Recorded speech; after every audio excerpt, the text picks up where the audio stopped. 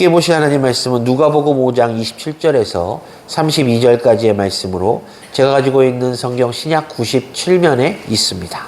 우리 찾으셨으면 한 절씩 교독하시고 32절은 우리 합독하시겠습니다. 제가 먼저 27절을 봉독합니다. 그 후에 예수께서 나가사 레위라 하는 세리가 세관에 앉아있는 것을 보시고 나를 따르라 하시니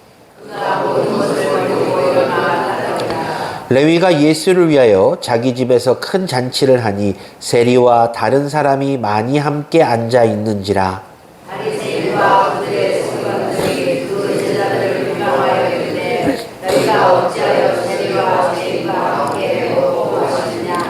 예수께서 대답하여 이르시되 건강한 자에게는 의사가 쓸데없고 병든 자에게라야 쓸데있나니 내가 의인을 부르러 온 것이 아니요 죄인을 불러 회개시키러 왔노라.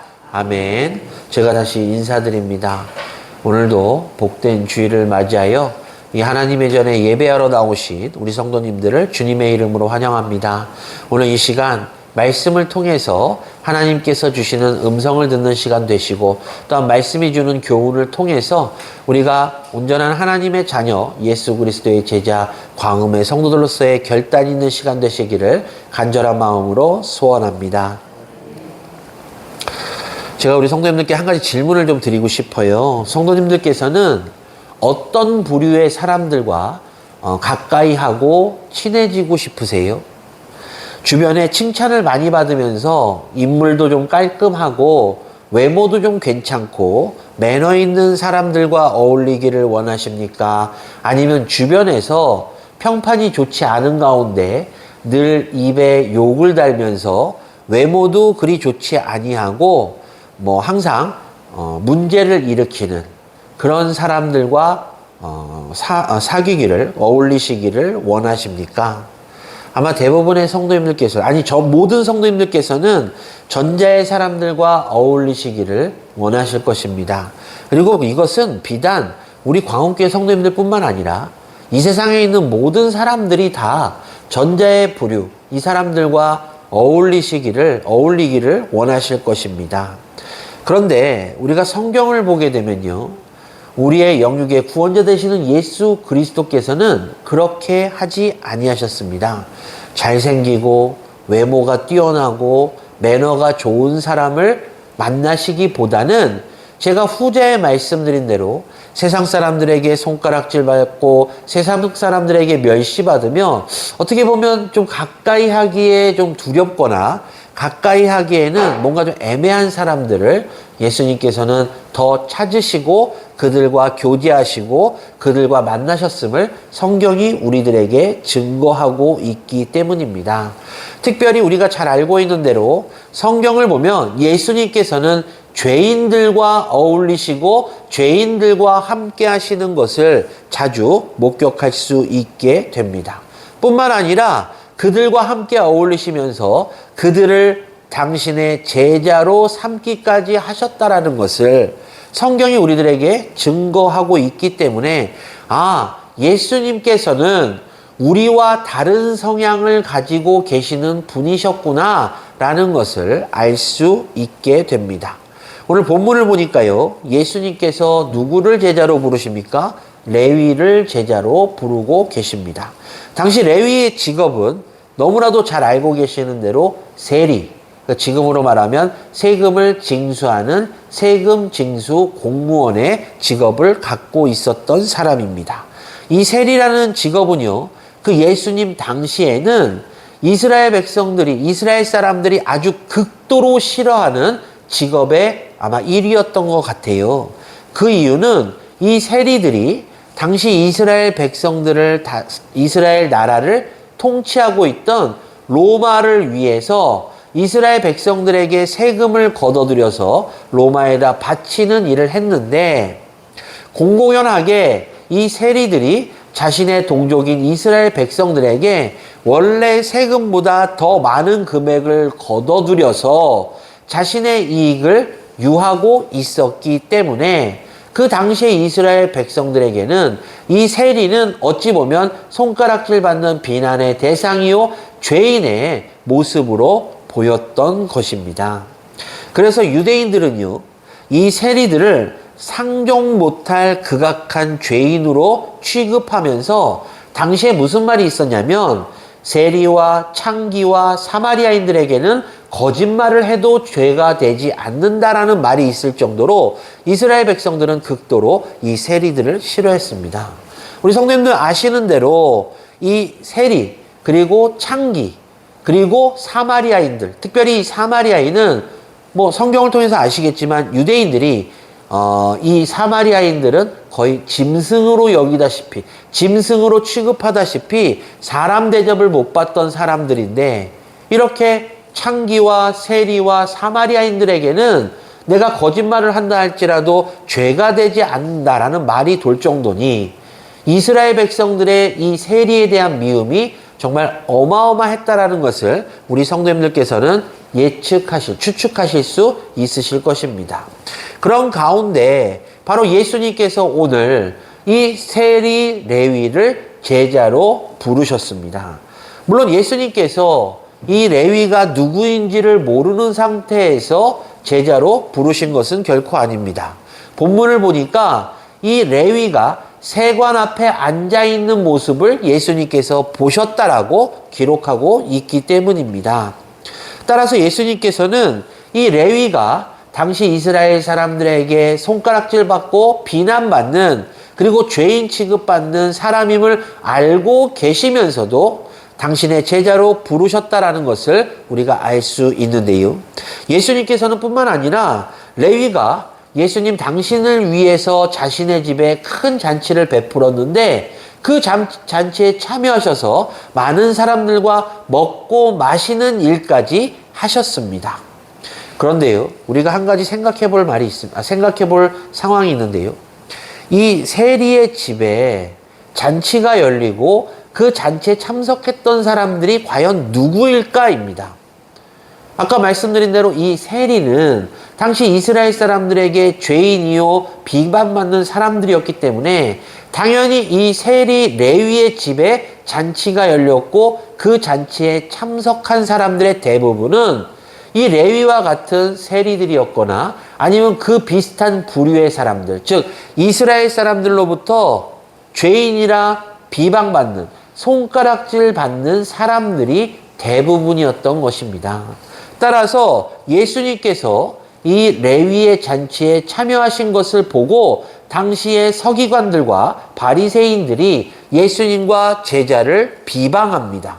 왜 그들과 어울리는지 그들은 알 수 없었기 때문에 예수님과 제자들을 비난했던 것입니다.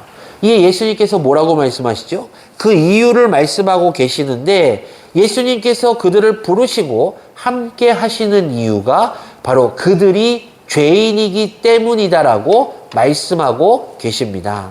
사랑하는 광운교회 성도 여러분, 우리는 오늘 본문을 통해서 세리와 죄인들을 부르신 예수님을 볼 수 있고요. 또 죄인된 우리를 부르셔서 구속의 은혜를 베풀어 주시는 예수님을 볼 수 있습니다. 따라서 이 시간에는 우리가 예수님께서 베푸신 은혜를 경험하기 위해서 예수님의 부르심에 과연 우리가 어떻게 반응해야 될 것인가를 함께 상고해 보고자 합니다. 먼저 첫 번째로요. 우리가 알아야 될 것은 죄인들을 부르신 예수님의 관심은요. 죄인들의 영적인 상태였다라는 것입니다. 예수님께서는 당신께서 왜 이 땅에 오셨는지를 말씀하고 계시는데 본문 31절에서 32절입니다. 건강한 자에게는 의사가 쓸데없고 병든 자에게라야 쓸데가 있나니 내가 의인을 부르러 온 것이 아니요 죄인을 불러 회개시키러 왔노라 라고 예수님께서 말씀하고 계십니다. 자, 예수님께서는 이 죄인을 병든 자에 비유해서 지금 말씀하고 계시는데요. 병든 자에게는 의사가 필요하듯이 죄인들에게는 예수 그리스도가 필요하다라는 말씀을 하고 계시는 것입니다. 자, 우리가 생각해 볼까요? 사람이 병에 걸리면요. 가장 먼저 찾는 게 뭐죠? 가장 먼저 어딜 찾죠? 병원을 찾잖아요. 그럼 병원에 누가 있습니까? 의사가 있습니다. 따라서 사람이 병에 걸리면 바로 의사를 찾는 것이 당연한 일입니다. 가벼운 병일 경우는요, 뭐 가까운 병원에 가서 우리가 진료를 받고 치료를 받으면 날 수 있잖아요. 그런데 혹시 이게 정말 목숨이 걸린 위중한 병이라면 우리는 어떻게 할까요? 더 큰 병원, 더 좋은 병원을 찾아가서 이 병을 치료하기 위해 노력할 것입니다. 뿐만 아니라 내 걸린 병을 치료할 수 있는 의사가 만약에 국내에 없다라면 외국에 있는 의사라도 찾아서 이 병을 고치기 위해서 분명 노력할 것입니다. 이처럼 병든 사람은 이 치료를 이 치유가 되기 위한 간절함이 있다라는 것이죠. 사실 예수님 당시에 가장 인기 있는 의사가 누구였을까요? 한번 생각해 보십시오. 예수님 당시에 가장 인기 있는 의사가 누구였을까요? 바로 예수님이십니다. 성경을 보니까 예수님한테 병든 자가 찾아오면 다 고침을 받잖아요. 그렇죠? 걷지 못하는 사람, 나병 환자, 말 못하는 사람, 혈루증 앓는 사람, 심지어 중풍병자까지도 예수님께로 나오면 예수님께서 다 고쳐주시는데, 귀신 들린 사람까지 다 고쳐주시니 예수님 당시에 가장 인기 있었던 의사는 바로 예수님이십니다. 하지만 예수님께서는요, 그런 병든 자를 고치시기 위해서 이 땅에 오신 것이 아니에요. 예수님께서 원칙적으로 고치시고자 했던 거는 바로 사람들에게 있는 영적인 병이었습니다.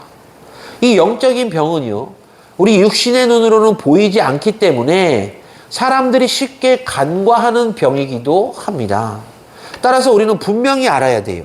이 영적으로 병든 사람은 하나님과의 관계가 단절되어 하나님의 뜻을 알지 못하게 되므로 내 욕심대로 살아갈 뿐이라는 것이죠. 그래서 결국 이 땅에서 죄를 짓고 살아가다 이 땅의 삶이 끝나는 순간 영원한 형벌을 받을 수밖에 없는 그런 처지에 이르게 된다라는 것입니다. 제가 예전에 이런 얘기를 들은 적이 있었어요. 어느 날 한 시골교회 목사님이 갑자기 그 예배 광고 시간에 이런 광고를 하신 겁니다. 장례 광고를 하신 거예요.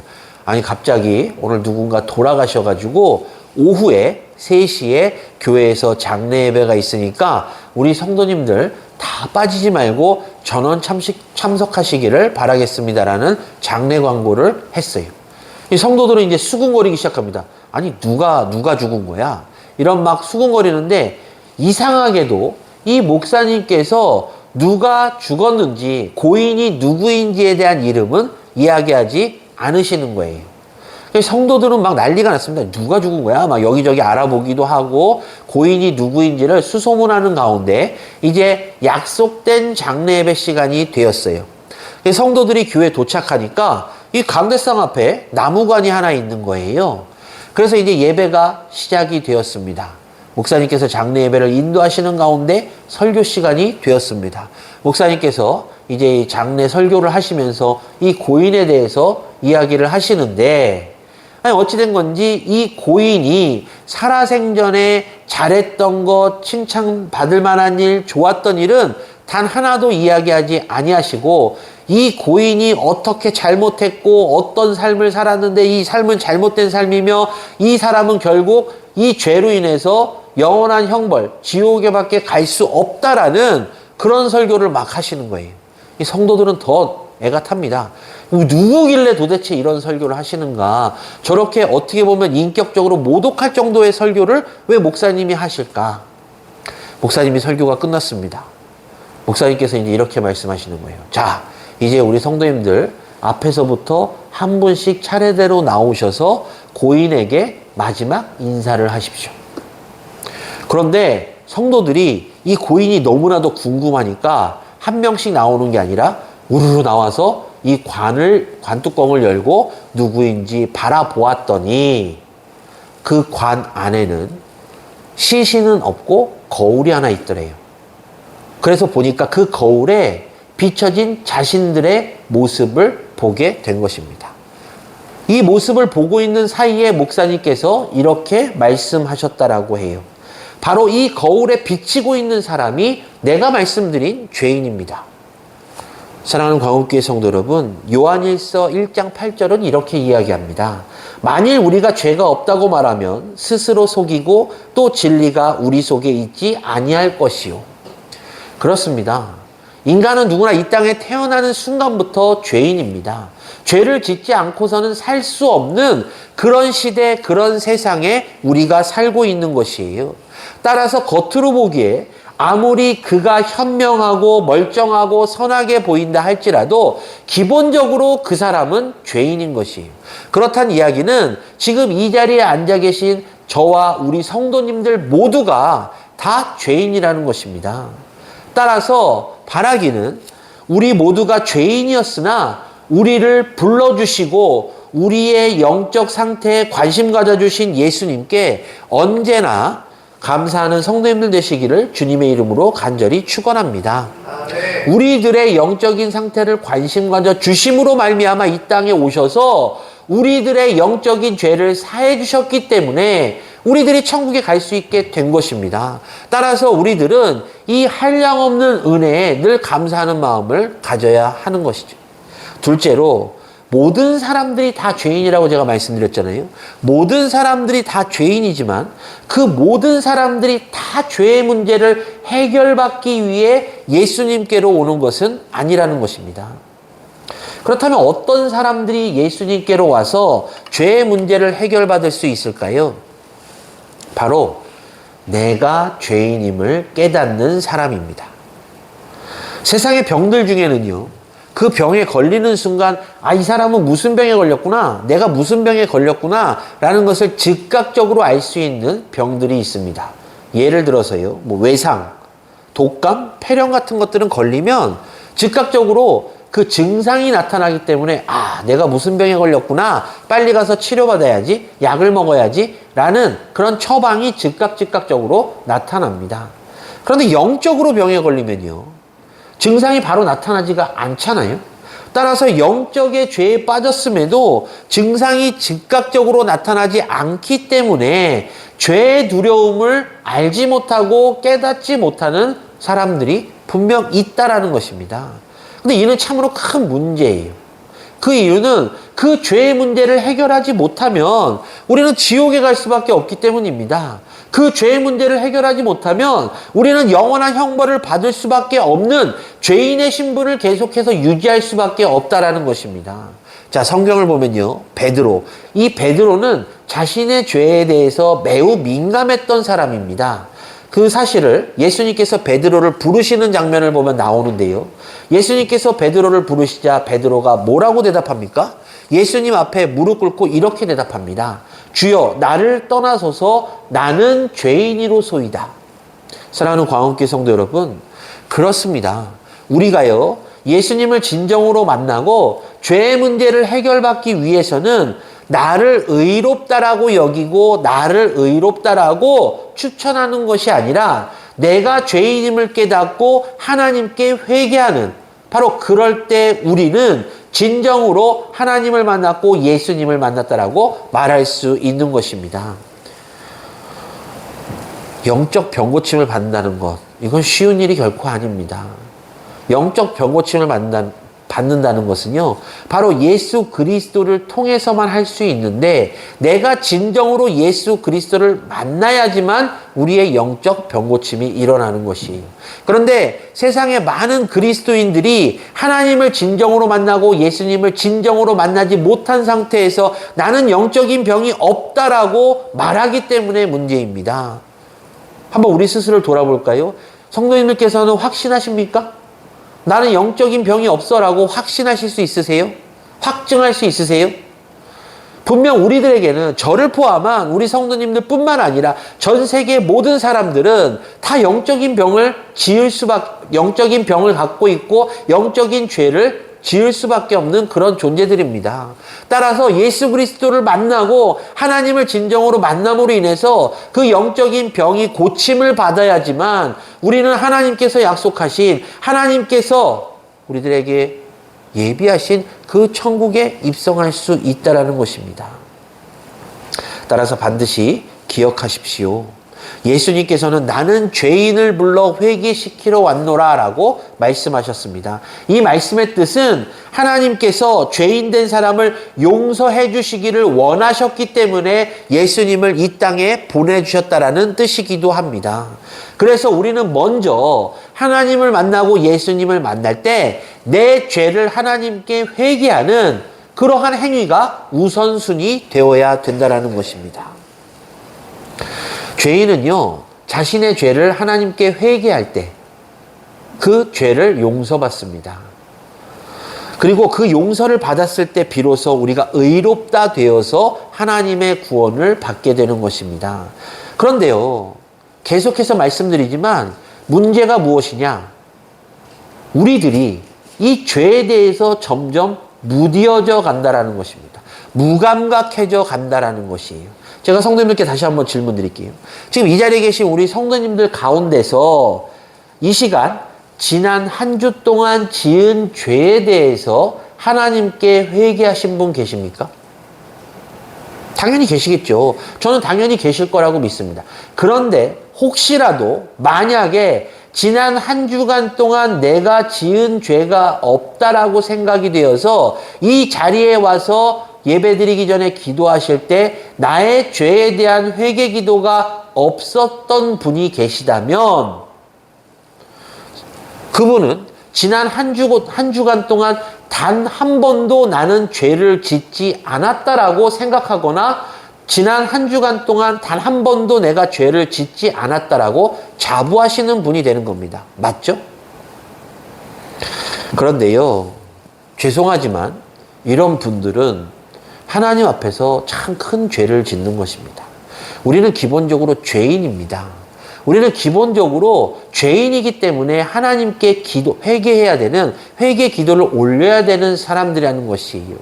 그런데 나의 입에서 나오는 기도가 진정 나의 죄에 대한 회개가 없고 오로지 하나님께 주시옵소서, 바랍니다, 원합니다, 소망합니다라는 기도로 시작해서 기도로 끝난다면 하나님께서는 결코 그 기도를 기쁘시게 받지 아니하신다는 것입니다.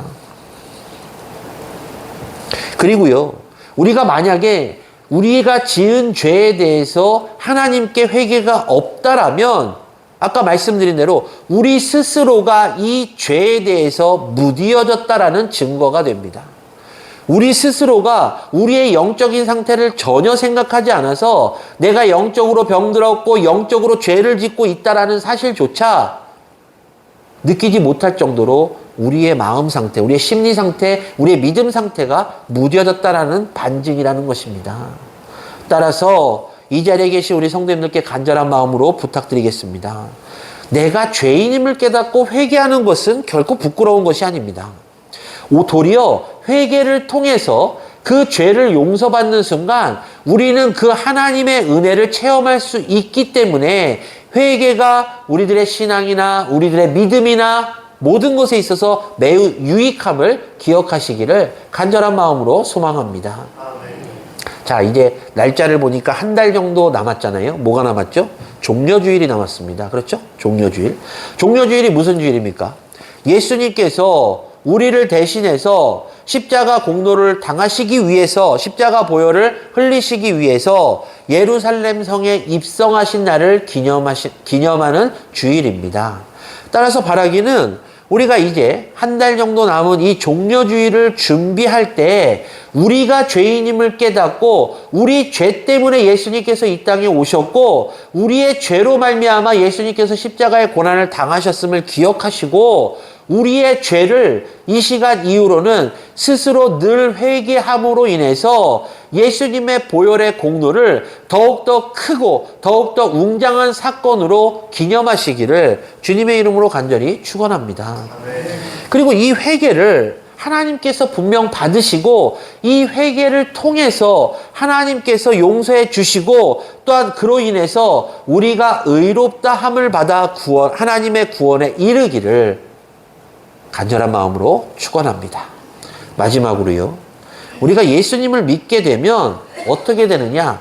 하나님의 말씀 가운데 변화된다라는 것이죠. 즉 예수님을 믿게 되는 순간 우리는 과거에 지은 죄가 죄였구나라는 것을 깨닫게 되므로 하나님의 말씀을 통해서 그 죄를 자각했으니 하나님께 회개할 수 있고 그 회개로 인해서 용서받아 우리가 의를 입어 구원에 이를 수 있게 되었으니 하나님의 자녀로, 즉 과거에는 죄인이었으나 지금은 하나님의 자녀로 바뀌게 된다라는 것입니다.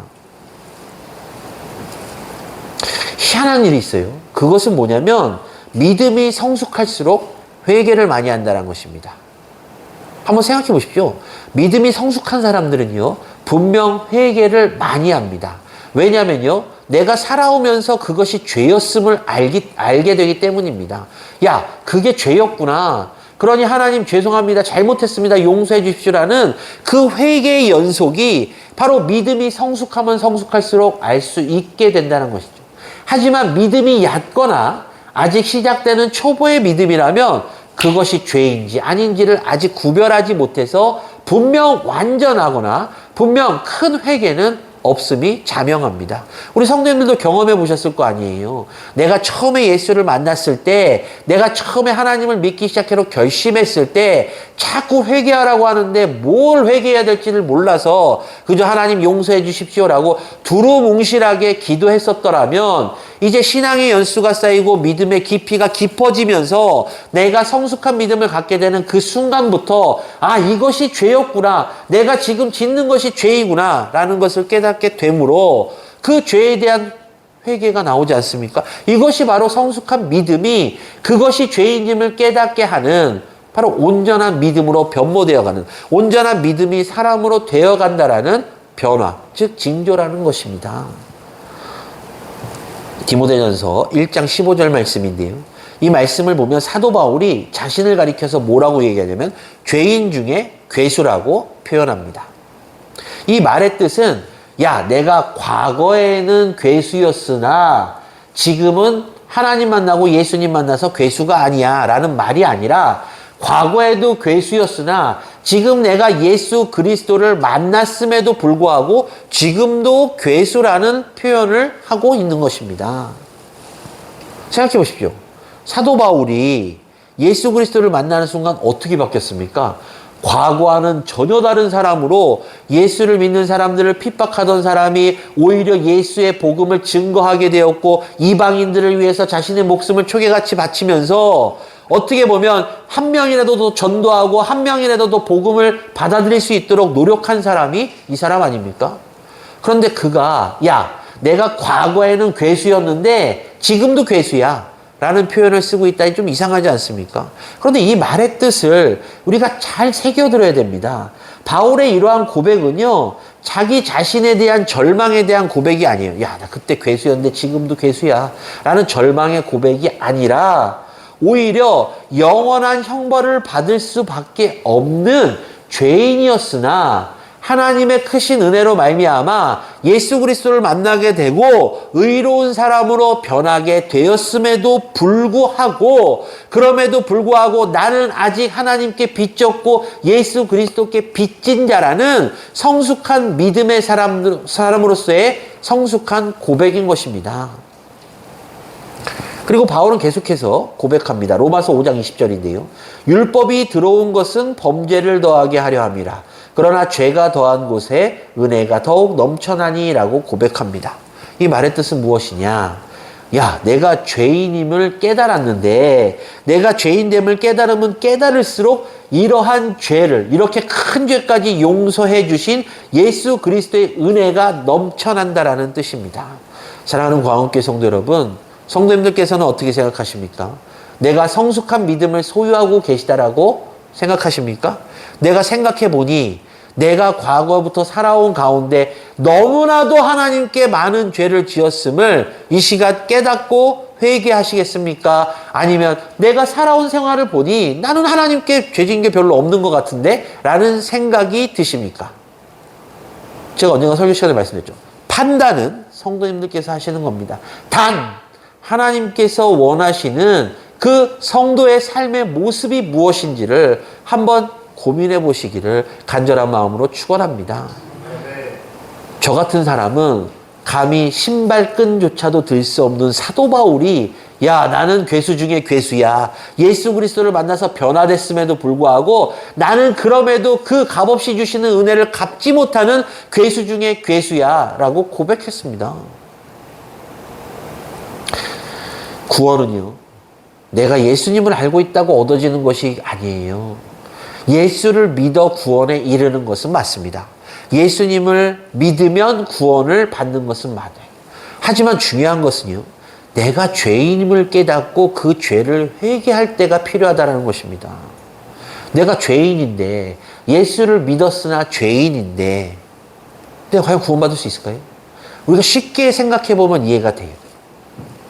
사회적으로, 세상적으로 봤을 때 내가 살인을 했어요. 살인범이에요. 근데 나는 살인범인데도 불구하고 내가 그리스도인이에요. 그럼 제가 구원받을 수 있을까요? 제가 구원받을 수 있을까요? 물론 예수 그리스도의 은혜로 말미암아 부끄러운 구원이라도 받을 수 있을지도 모르겠습니다. 그런데 우선 내가 사람을 죽였다라는 건 하나님께서 극히 싫어하시는, 너희가 반드시 이것만은 지켜라 하는 십계명을 어긴 거 아닙니까? 과연 제가 구원받을 수 있을까요? 살인자가 구원받을 수 있을까요? 우리들은 이 부분에 대해서 더욱더 깊게 고민해 봐야 될 것입니다. 사랑하는 광운교회 성도 여러분, 죄라는 것은요, 내가 자각하는 것입니다. 이것이 죄라는 것을 알고 이 죄를 하나님께 회개해야지만 용서받을 수 있는 것입니다. 우리가 기도할 때 그런 기도 하잖아요. 하나님 아시죠? 하나님이 어떻게 하실까요? 하나님 당연히 아시겠죠. 하지만 하나님 아시지요? 라기보다는 분명하게 하나님께 부르짖어 기도하는 것이 더 유익하다는 것입니다. 하나님, 내가 이런 죄를 지었으니 나의 죄를 용서해 주십시오. 하나님, 내가 하나님 앞에서 이러한 행동을 했는데 이 행동은 하나님께서 기뻐하지 아니하시고 예수 그리스도께서 기뻐하시지 아니하신 행동, 즉 죄이오니 하나님 나의 죄를 용서해 주십시오라고 하나님께 부르짖어 기도하는 것이 바로 하나님께 대한 온전한 회개의 기도입니다. 반드시 기억하십시오. 회개 없는 죄인은 결코 구원에 이를 수가 없습니다. 그러므로 언제나 회개에 열심을 내시는 성도님들 되시기를 주님의 이름으로 간절히 축원합니다. 말씀을 좀 정리할게요. 로마서 3장 23절에서 24절 말씀인데요. 모든 사람이 죄를 범하였음에 하나님의 영광에 이르지 못하더니 그리스도 예수 안에 있는 속량으로 말미암아 하나님의 은혜로 값없이 의롭다 하심을 얻은 자가 되었느니라 라고 말씀하고 있습니다. 그렇습니다. 죄인인 우리가 하나님의 영광에 이르는 유일한 길은 바로 하나님의 용서, 이 은혜밖에 없다라고 성경이 우리들에게 말씀하고 있는 것이, 그리고 그 은혜는 바로 내가 죄인임을 깨닫는 순간부터 시작됨을 우리는 기억해야 됩니다. 그러므로 우리는 늘 회개해야 되는 사람들입니다. 그리고 오늘날 세상은요, 이 죄로 만연된 세상이잖아요. 세상 사람들은 죄에 대해서 그러나 심각하게 여기지 않아요. 그런데 문제는 그리스도인들조차도 이 죄에 대해서 심각하게 여기지 않는다는 것입니다. 세상 사람들은 하나님을 모르기 때문에 죄에 대해서 심각하게 여기지 않는다라고 말할 수 있으나 하나님의 자녀 예수 그리스도의 제자라고 입으로 시인하고 고백하는 그리스도인들조차 이 죄에 대해서 무뎌지고 죄에 대해서 무감각해졌다라면 이는 큰 문제가 아닐 수 없습니다. 따라서 우리들은요, 늘 회개해야 됩니다. 이 회개라는 것은 하나님께 내가 죄를 지었으니 하나님 나를 용서해 주시고 이 죄를 사해 주십시오라고 기도하는 것이 바로 이 회개입니다. 내 자신과 이 땅의 죄의 회개를 위해서 기도해야 돼요. 그런데 문제는 오늘날 이 교회 안에서도 내 자신의 죄와 이 땅의 죄를 위해서 눈물을 흘리며 회개 기도하는 사람들이 점점 줄어들고 있다는 것입니다. 따라서 어찌 보면 바로 이 순간이 우리가 기도할 때입니다. 어찌 보면 바로 이 순간이 우리가 하나님께 우리의 죄를 회개하고 이 땅의 죄를 용서해달라고 기도할 때입니다. 바로 이러한 기도를 통해서 성령의 역사가 일어나는 그런 광운교회가 되기를 간절한 마음으로 축원합니다. 우리가요, 아까 말씀드린 대로 영적인 병에 걸렸다 할지라도 우리가 회개하면 우리의 영이 병 걸린 영에서 건강한 영으로 바뀌게 되는 바로 영적 대각성, 영적 대부흥이 일어나게 되는 것입니다. 어렵지 않아요. 이게 뭐 돈이 드는 겁니까? 아니면 뭐 여러 가지 노력이 드는 겁니까? 아닙니다. 우리가 우리 스스로의 죄를 하나님께 고백하고 회개하며 이 땅의 모든 죄들이 사해질 수 있도록 하나님 이 나라와 이 땅을 구원해 주십시오. 하나님 우리의 죄를 용서하시고 우리를 구원해 주십시오라고 기도하면서 성령의 역사를 통해서 바로 그 영적 대각성을 고대하면 됩니다. 그 이외에는 하나님께서 다 알아서 해 주실 것입니다. 따라서 바라기는 이 시간 이후로 나의 의로움을 자랑하기보다는 하나님께 나의 죄를 온전히 고백하고 하나님께 회개하심으로 하나님께 용서를 받아 구원에 이르는 우리 광운교회 성도님들 되시기를 주님의 이름으로 간절히 축원합니다. 우리는 죄인이었으나 의인이 될 수 있습니다. 아까 말씀드린 대로 우리는 세상 사람들의 손가락질을 받는 죄인이 되었으나 이제 예수 그리스도 앞에 주 예수 그리스도의 보혈의 공로로 말미암아 하나님의 값없는 은혜로 말미암아 의인으로 변모될 수 있게 되었다는 것입니다. 부디 이 기회를 결코 놓치지 마시고 간절한 마음으로 기도하시면서 하나님께 회개하심으로 죄인에서 의인으로 다 변모되시는 우리 광운교회 성도님 되시기를 주님의 이름으로 간절히 축원합니다. 기도하겠습니다.